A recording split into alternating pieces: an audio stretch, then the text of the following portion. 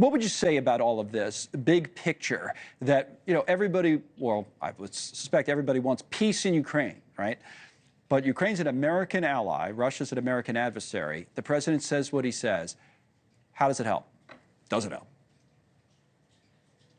I don't think it's. I think it would be a stretch to say it helps. I'm concerned both because I care about the future of Ukraine and Ukrainian democracy, the Ukrainian people, and also because I care about the American interest. Right. And I'm worried that the president is letting his personal feelings, right?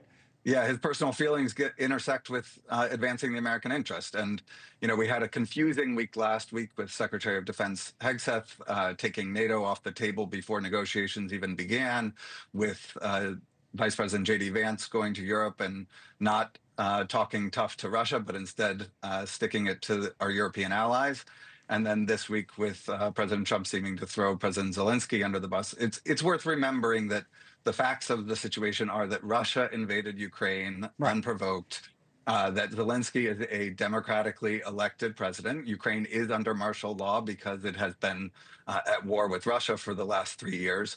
But all parties in Ukraine, including the opposition, agree that elections are necessary and that they cannot happen constitutionally until martial law can be lifted, which is to say, until a peace agreement is in place. So I think it is interesting, and it might be an interesting part of the conversation that you kind of started by saying that the president, something to the effect of letting his personal kind of grievances or issues get in the way of all of this.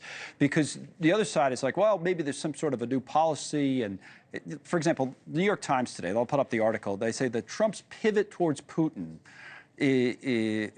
upends generations of U.S. policies. For more than a decade, the West has faced off against the East again in what is widely called the new Cold War. But with President Trump back in office, American giving the impression it could be switching sides so that there's some sort of pivot. And I guess both could be true, but I think what you're saying may be more likely to be true, that Trump's just angry about his first impeachment and the role that Ukraine played in that.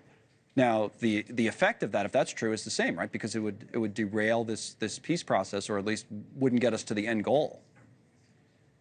It is very difficult at this moment, given the swings back and forth that we've seen in the last week, to discern whether there is a strategy from the Trump administration and what it might be.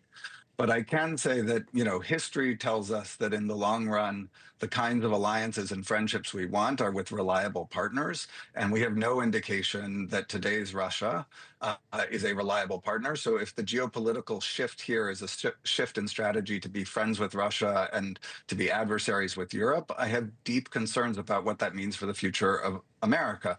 Let's remember that European security matters to us for a variety of reasons, but not least because Europeans import $500 billion a year from the United States. That supports 2 million jobs here at home.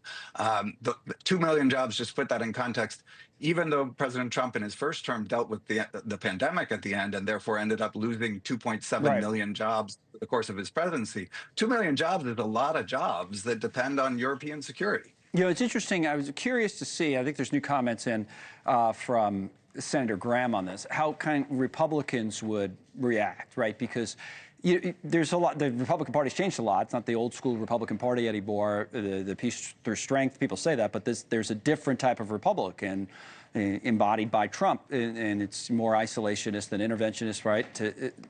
So what would Republicans say? So Zelensky just said that he had a conversation with Senator Graham, okay? And he says, we greatly appreciate the bipartisan support of the U.S. Congress, the Ukrainian people against the fight. Senator Graham had said earlier the obvious, that it was Russia who invaded Ukraine, but then later in his comments, because, well, something to the effect of Trump's the guy who's going to end this war, and he's their best bet. So I wonder if that's true, that Trump is the Ukrainian best bet. That's how Graham tried to say it. I think there is still an opportunity. A lot has happened in the last week. This is going to be a longer story that unfolds. There's still an opportunity that existed when President Trump came into office for him to negotiate a deal with the Europeans, that the Europeans are going to have to take the lead on European security, that America will scale down our support for European security over the long run, but that we will allow them to take over gradually over the coming years, and that Trump could actually get a peace deal in place in Ukraine that involves the Europeans, involves burden sharing by the Europeans, and scores a win for him. He likes being a deal maker. there's an opportunity on the table. It is hard for me to see how that opportunity is advanced by throwing Zelensky under the bus and cozying up to the Russians in the first instance, rather than having a real negotiation with the Russians where Trump brings American toughness to the table.